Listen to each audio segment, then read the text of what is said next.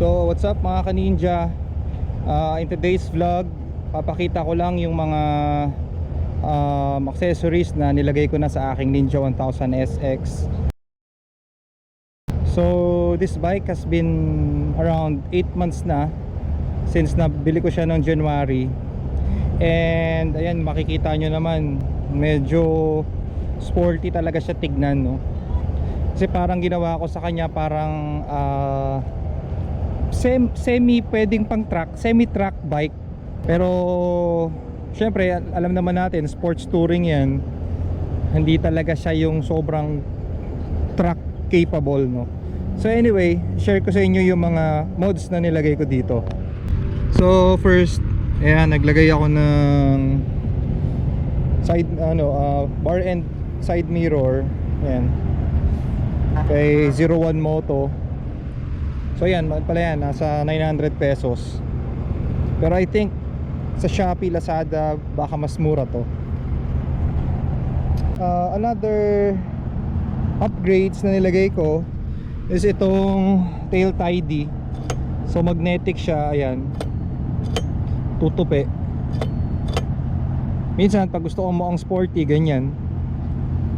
Kaya lang ang problem dyan, talsik talaga, no? So tiis pogi ka talaga dyan.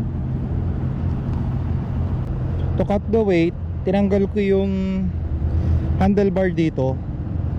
That handlebar, yung dalawang yon, it's 1.5 kilo ang isa. So parang nakasave ka ng 3 kilos para mapagaan mo siya, no? Kasi the problem with this bike, talagang mabigat. This is around 235 kilos. Pero syempre, because gano'n naman ang mga sports touring, talagang kailangan mabigat siya. So next, ayan, may slider akong nilagay. Ayan, courtesy of Shopee. Ayan. I think nasa 2,700 to. Yun. Next naman, eto, nagpalagay ako ng exhaust kay Orion. Pero itong canister ko, Shopee lang ulit, 900 pesos. Pero itong tubo na to, tanggal na, ano na to decut na This is around 7,500 pesos. Yan.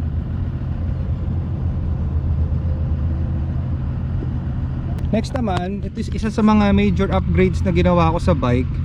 Is ito, bumili ko ng Supercore sa SC2 na Pirelli. Medyo may kamahalan lang talaga siya. Nasa 24,500 set na.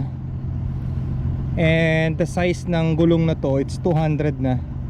200 ang rear. Ang stock kasi is 190 So ito medyo talagang mas malapad na siya.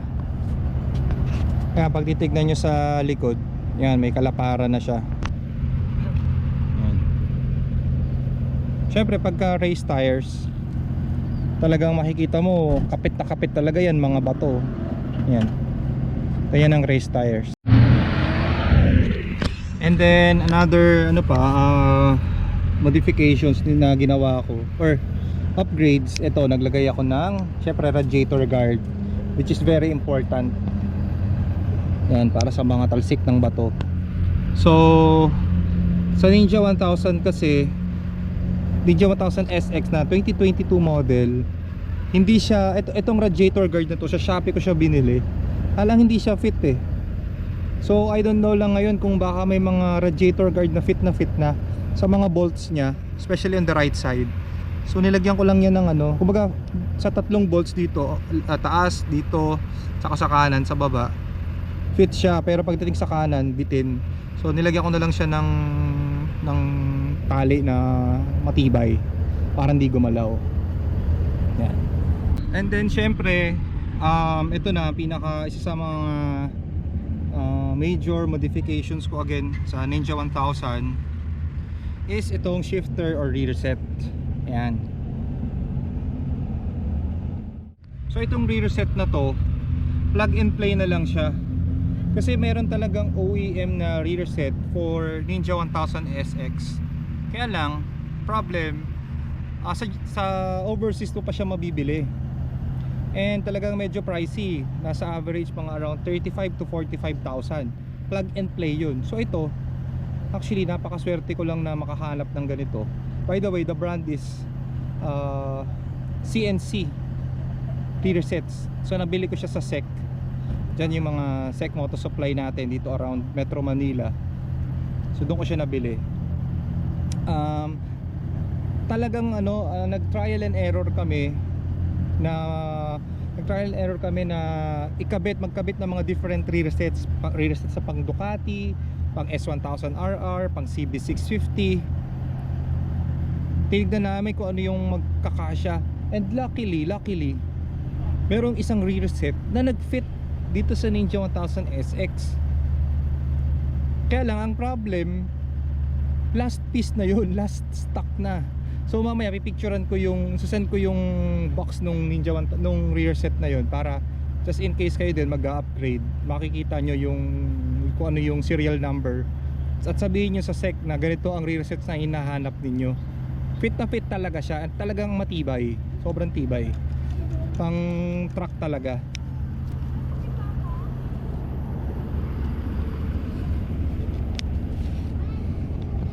Actually, pwede nga itong gawing GP shift. So pag ginawa mo siyang GP shift, maglalagay ka lang dito ng extension para instead na ang gearing mo pag number 1 pababa na. Pagka gear 1 pala up, second, third, fourth, fifth and sixth pababa. So yan, pwede mo siyang mag-GP shift. Anyway, dito sa rear sets naman na to, yun nga, as I've said, plug and play na lang siya. Meron lang ginawa kaming konting modifications dito. Yan. So sa mga nakakaintindi, alam nyo na gagawin dyan. Tapos adjustable din siya. Dati kasi ang foot peg nandito eh. So ngayon, dahil naka rear set na, tumaas ka na dito for better lean angle, na mabababa mo na siya. So far happy naman ako, wala naman akong ibang naramdamang hindi pumapasok. Yung shifting sobrang smooth lang.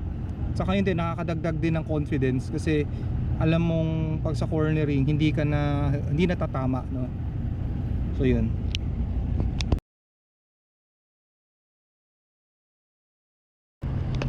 Of course, naglagay din ako ng spools. Yan.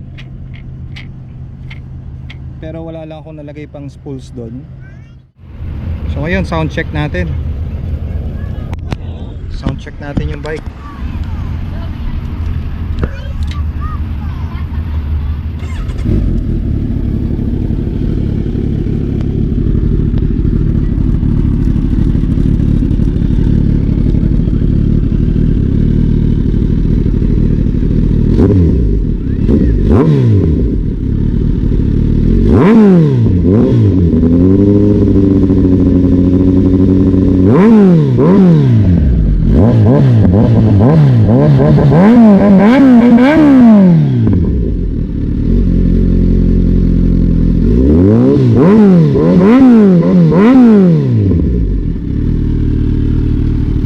Sarap ng inline 4.